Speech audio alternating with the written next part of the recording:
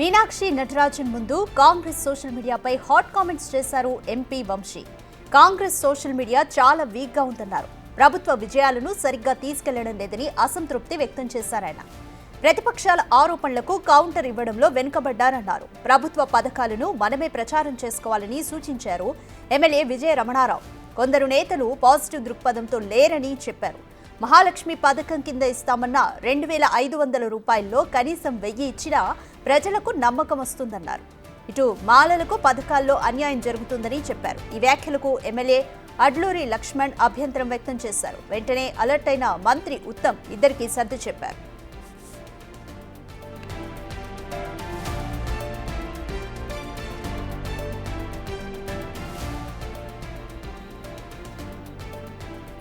More details మా ప్రతినిధి హేమ అందిస్తారు. హేమ, మీనాక్షి నటరాజన్ ముందు కాంగ్రెస్ సోషల్ మీడియాపై ఎంపీ వంశీ కొన్ని ఆరోపణలు చేశారు. పథకాలు ఏవి ప్రజలకి సరిగ్గా అందడం లేదని, లేదా ప్రభుత్వ విజయాలు ప్రజలకి చేర్చవేయడంలో సోషల్ మీడియాలో ఫెయిల్ అవుతున్నాము అని చెప్పి అసలు ఏం డిస్కషన్ జరిగింది?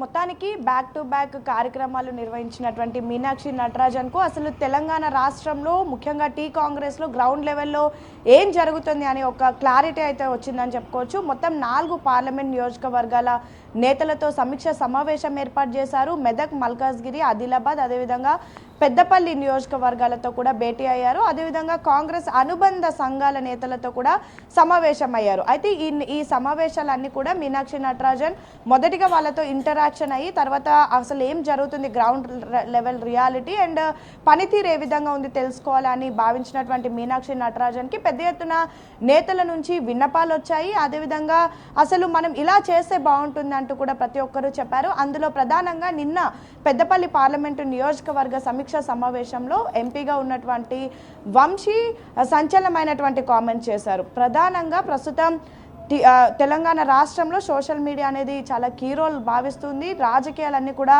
సోషల్ మీడియా చుట్టే తిరుగుతున్నాయి. బీఆర్ఎస్ ఎప్పటికప్పుడు తెలంగాణ కాంగ్రెస్లో ఏం జరిగినా సరే అక్కడ మంత్రులు కానీ ఎమ్మెల్యేలు కానీ ఒక మీటింగ్ పెట్టినా, ఒక ప్రెస్ మీట్ పెట్టినా అందులో చిన్న తప్పు దొరికినా సరే వెంటనే ఆ క్లిప్ కట్ చేయడం, సోషల్ మీడియాలో పెట్టడం, వైరల్ చేయడం, పెద్ద ఎత్తున ఎప్పటికప్పుడు ప్రభుత్వాన్ని ఎత్తిపొడుస్తూ ఉన్నారు. ఇదే సమయంలో సోషల్ మీడియాలో మనము ప్రతిపక్షాలకు సరిగ్గా కౌంటర్ ఇవ్వలేకపోతున్నాము. మన సోషల్ మీడియా చాలా వీక్గా ఉంది.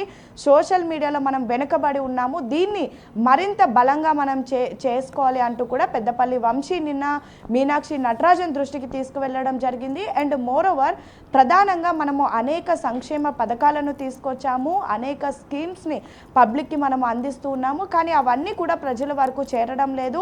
ఏదో ఒక మారుమూల ప్రాంతంలో మనం వెళ్ళి అక్కడ ఉన్నటువంటి రైతులకు రైతు భరోసా కానివ్వండి, లేదంటే వాళ్ళకి చెక్కుల పంపిణీ కానివ్వండి, ఇతర కార్యక్రమాలు మనం ఎన్నో చేస్తున్నాము. కానీ అవన్నీ ఆ మారుమూల ప్రాంతాల వరకే అక్కడికే ఆగిపోతున్నాయి. కేవలం ఇచ్చిన మనకు తీసుకుంటున్నటువంటి వాళ్ళకు ప్రజలకు మాత్రమే తెలుస్తుంది, కానీ బయట ప్రపంచానికి మనం ఏం చేస్తున్నామో తెలియడం లేదు. అలా తెలియాలంటే మనం సోషల్ మీడియాని కీలకంగా వాడుకోవాలి అంటూ కూడా నిన్న పెద్దపల్లి వంశీ మెన్షన్ చేశాడు. అదేవిధంగా పెద్దపల్లి ఎమ్మెల్యే ప్రధానంగా మనము ఏవైతే పథకాలు ఇస్తున్నామో వాటిని చెప్పుకోవడంలో వెనుకబడుతున్నాము.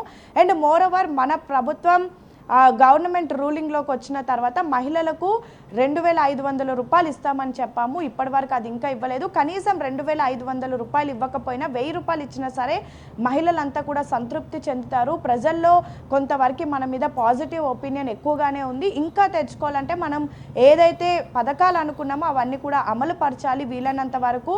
అంటే చెప్పినది అంతా కూడా చేయకపోయినా అందులో సగం చేసినా సరే బాగుంటుంది అంటూ కూడా నిన్న చెప్పడం జరిగింది. అండ్ అనేక అంశాలను కూడా మీనాక్షి నటరాజన్ ముందుకు తీసుకొచ్చారు. అందులో సోషల్ మీడియా అనేది కీలకంగా మారింది. సో వెంటనే మీనాక్షి నటరాజన్ దీనిపైన దృష్టి కూడా పెడతాను అని చెప్పడం జరిగింది. అయితే ప్రధానంగా రీసెంట్ డేస్లో మనం చూసుకుంటే BRS and Congress social media war అనేది ట్విట్టర్ వేదికగా పెద్ద ఎత్తున జరుగుతుంది. సోషల్ మీడియాని ఎన్ని రకాలుగా వాడుకోవాలో అన్ని రకాలుగా కూడా బీఆర్ఎస్ పార్టీ వాడుకుంటుంది.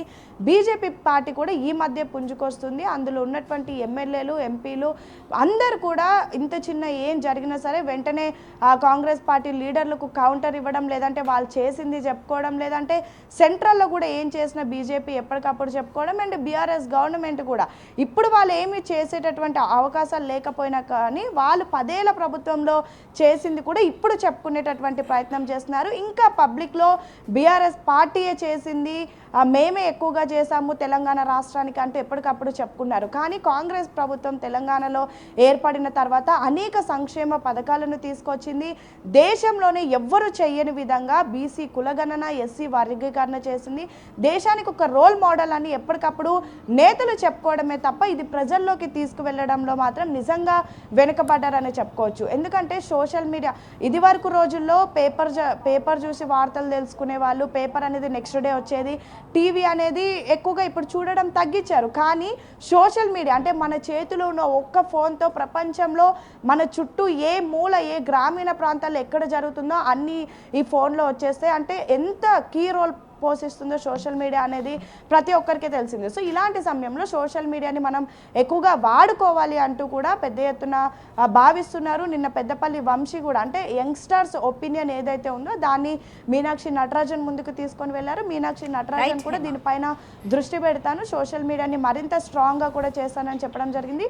సో మొత్తానికి రాధిక 2 రోజుల పాటు 4 పార్లమెంట్ నియోజకవర్గ నేతలతో సమీక్ష సమావేశాన్ని ఏర్పాటు చేశారు. అండ్ అనుబంధ సంఘాలతో కూడా మీటింగ్ ఏర్పాటు చేశారు. 10వ తారీఖు నుంచి మిగతా పార్లమెంట్ నియోజకవర్గాలతో సమీక్ష సమావేశం కొనసాగుతుంది. Thank you Hema.